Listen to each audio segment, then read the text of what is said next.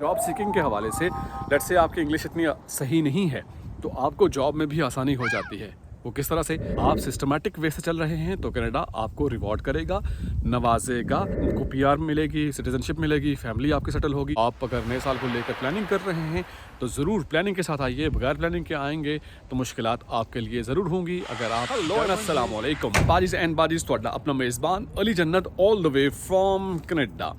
आप कनाडा आ रहे हैं या आने का सोच रहे हैं तो आपके लिए ये वीडियो बहुत ही इंपॉर्टेंट होने जा रही है, क्योंकि आज जो इंपॉर्टेंट बेनिफिट्स मैं आपके साथ शेयर करूंगा आप जानकर हैरान रह जाएंगे। और स्पेशली नए साल को लेकर आपकी प्लानिंग है आने की तो ज़ाहिर आपके लिए वीडियो बहुत ही इंफॉर्मेटिव भी होगी और इम्पॉर्टेंट भी है, तो आपने समझना है। सबसे पहले मैं आपके साथ शेयर करूँगा, जब आप स्टार्टिंग में आते हैं मसाइल तो आपको होते ही हैं, उससे कोई बंदा इनकार नहीं कर सकता।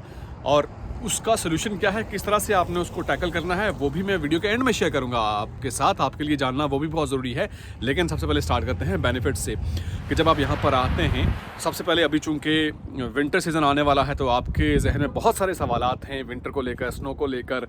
और इसके अलावा बहुत सारे लोग पूछते भी हैं कि वहाँ पर से टेम्परेचर जब माइनस में होता है तो कैसे चीज़ों को हैंडल किया जाता है, और कनाडा कैसे ट्रीट करता है आपको। तो मैं आपसे ये शेयर करता चलूँ कि जब यहाँ पर चूँकि स्नो होगी, यहाँ पर आप गोरों से बात करें वो इंतज़ार कर रहे हैं। वो कहते हैं कि हम ये चाहते हैं कि जब स्नो होगी तो वो इन्जॉय करेंगे। यहाँ पर सीज़न को लेकर, हर सीज़न को लेकर अलग अलग सी एक्टिविटीज़ होती हैं, चीज़ें होती हैं इन्जॉय करने को। समर को अलग तरीके से इन्जॉय किया जाता है और विंटर को अलग तरीके से इन्जॉय किया जाता है। तो स्नो है, कोई मसला नहीं है कि -20 टेम्परेचर है या -40 टेम्परेचर है, एक्टिविटीज़ तो अपने शेड्यूल के मुताबिक होती रहती हैं।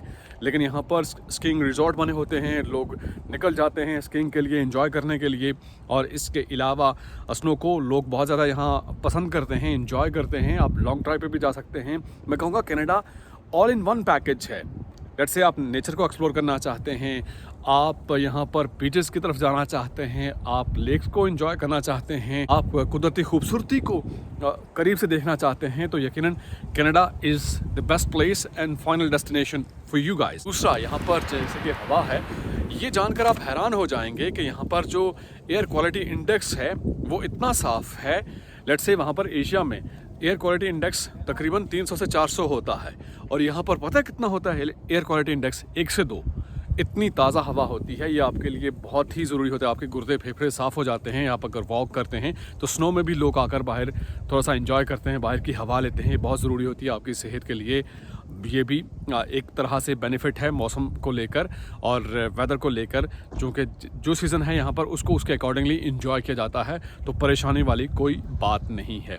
दूसरा जो इम्पॉर्टेंट पॉइंट मैं आपके साथ शेयर करना चाहता हूँ, चूँकि आपको मालूम है कि कनाडा मल्टी कल्चरल कंट्री है, और किसी एक कंट्री में अगर आप जाते हैं, लेट से जापान में जाते हैं, वहाँ पर आपको जापानी मिलेंगे।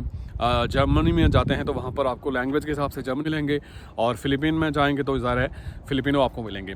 तो यहाँ आप कनाडा में आएंगे तो आपको तमाम कंट्रीज़ के लोग यहाँ पर मिलेंगे, और आप कहेंगे जी हाँ मल्टी कल्चरल कंट्री तो है, हमें मालूम है, लेकिन उसका फ़ायदा क्या होगा? उसका फ़ायदा ये होता है कि जॉब सीकिंग के हवाले से लेट्स से आपकी इंग्लिश इतनी सही नहीं है तो आपको जॉब में भी आसानी हो जाती है।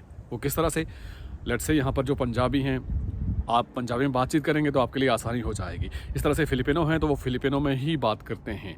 तो कहने का मकसद ये है कि मल्टी कल्चरल कंट्री है और मुख्तलिफ़ मुल्कों के लोग यहाँ पर आबाद हैं, और आपको मल्टी कल्चरल यहाँ पर देखने को मिलता है, और आप यकीनन इस चीज़ को भी यहाँ पर आकर इंजॉय करते हैं। कनाडा में चूँकि मिनिमम जॉब की वेज होती है, उससे आपका सही गुजारा हो जाता है। यानी आपका एक जो जिसे कहते हैं ना बेहतरीन ज़िंदगी गुजारने का जो ढंग है, आप उसको अडॉप्ट कर लेते हैं। और वो किस तरह से? चूँकि वहाँ पर बैक होम में होता ये है कि अगर आपके पास पैसे हैं भी तो बाकी मसाइल से आप दो चार होते हैं। अगर आपके पास पैसे हैं भी तो आपके घर में लाइट नहीं है, अगर लाइट है भी तो गैस नहीं आ रही, गैस है भी तो आपके वॉशरूम में पानी नहीं आ रहा, टंकी में पानी नहीं है। तो ये बुनियादी मसाइल हैं। तो इन मसाइल की तरफ यहाँ पर तवज्जो ही नहीं, किसी के वहम गुमान में भी नहीं है कि ऐसी चीज़ें भी हो सकती हैं। और इसके अलावा वहाँ पर तो ये है ना कि सबसे पहले जो हमारे वालिदैन हैं उनकी जमा पूंजी यही होती है कि हमने बच्चों को पढ़ाना है, अपने बच्चों को पढ़ाना है, दुश्मन के बच्चों को भी पढ़ाना है, तो उसके लिए जमा पूंजी उन्होंने रखी होती है। यहाँ पर वो कॉन्सेप्ट ही नहीं है, बच्चों के एजुकेशन के हवाले से ज़्यादा सोच ही नहीं होती कि उनकी तालीम पे पैसे लगने हैं या ख़र्च करने हैं। और सबसे बड़ी बात कि हेल्थ केयर के हवाले से वहाँ पर भी अगर आप बीमार हो जाएँ तो हॉस्पिटल के चक्कर लगा के आपने ज़मीनें शायद बेचकर अपने इलाज कराना होता है, लेकिन यहाँ पर उस तरह का कोई कॉन्सेप्ट ही नहीं है। ये सोच ही नहीं पाई जाती कि इस तरह के मसले भी हो सकते हैं। तो ये सबसे बड़ा बेनिफिट आप देख सकते हैं। और एक बार जब आप कनाडा आ जाते हैं, जो सबसे बड़ा बेनिफिट है, कनाडा आपको किस तरह से नवाजता है, आपको पीआर देता है, आपको पासपोर्ट देता है, सिटीजनशिप मिलती है।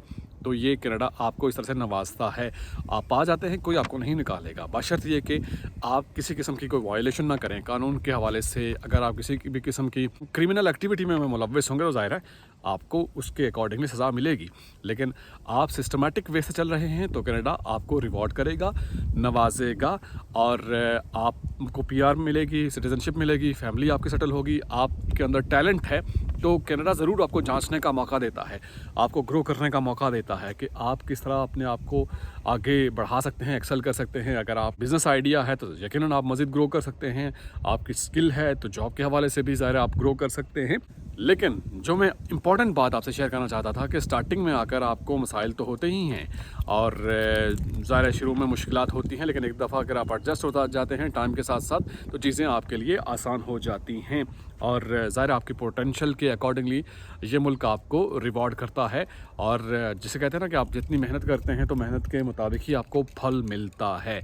और आप में जो स्किल है, जो टैलेंट है, एजुकेशन है, उसके अकॉर्डिंगली चीज़ें आपको मिलना शुरू हो जाती हैं। ज़ाहिर है आप में टैलेंट होगा, आप काम करेंगे, आप बिज़नेस में ग्रो करना चाहते हैं तो ज़ाहिर है आपका फ्यूचर ज़बरदस्त होगा। लेकिन शुरू में जो मसाइल होते हैं, लेट्स से लॉनलीनेस, अगर आप घर में बैठे हैं तो ज़ाहिर है मुश्किलात तो आपको पेश आएंगी। ज़रूरी ये है कि आप अपनी जो कम्युनिटी है उसके साथ इंडल्ज हो जाएँ, उनके साथ इंगेज हो जाएँ, चीज़ें आपके लिए आसान हो जाएंगी। ज़ाहिर है घर में जो बंदा बैठा रहेगा तो वो ज़ाहिर है परेशान होगा ही। शुरू में ये बहुत मसाइल होते हैं लॉनलीनेस के, होम सिकनेस के, आप अपने होमलैंड को मिस करते हैं, अपने खानों को मिस करते हैं।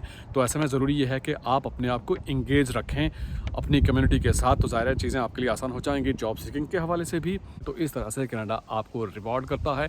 तो आप अगर नए साल को लेकर प्लानिंग कर रहे हैं तो ज़रूर प्लानिंग के साथ आइए, बगैर प्लानिंग के आएंगे तो मुश्किलात आपके लिए ज़रूर होंगी। अगर आप डिटरमाइंड हैं, फोकस्ड हैं अपने गोल को लेकर कि आपने फ्यूचर में क्या अचीव करना है, तो आपके लिए ये मुल्क आपको वेलकम करेगा।